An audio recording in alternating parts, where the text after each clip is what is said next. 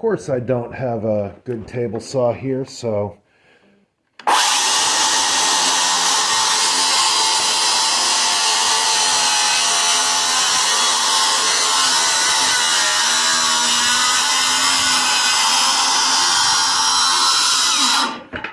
I'm going to give you a top pocket view